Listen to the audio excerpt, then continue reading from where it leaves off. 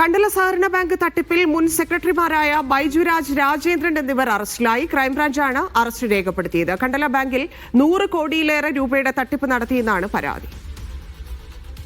Sijo B John ചേരുന്നു. സിജോ, കേസുമായി ബന്ധപ്പെട്ട് നേരത്തെ ഇതിന്റെ പ്രസിഡന്റായിരുന്ന ആളുടെ സ്വത്തുക്കളെല്ലാം കണ്ടുകെട്ടിയതാണ് ED ആയിരുന്നു എന്ന കേസ് അന്വേഷിച്ചുകൊണ്ടിരുന്നത്. ഇപ്പോൾ 2 പേർ കൂടി വീണ്ടും കേസിൽ അറസ്റ്റിലായിരിക്കുന്നു. സാഹചര്യം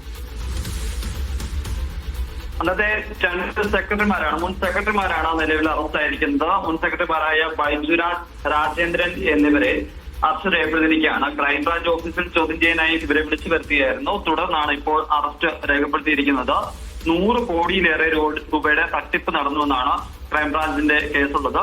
ഇതിൽ ഒരു സെക്രട്ടറി കൂടി ഇനി പിടികൂടാനുണ്ട്. മുൻ സെക്രട്ടറി ആയിട്ടുള്ള ശാന്തകുമാരി ഒളിവിലാണ്. ഇവർക്കായിട്ടുള്ള തിരച്ചിൽ തുടരുകയും ചെയ്യുകയാണ്.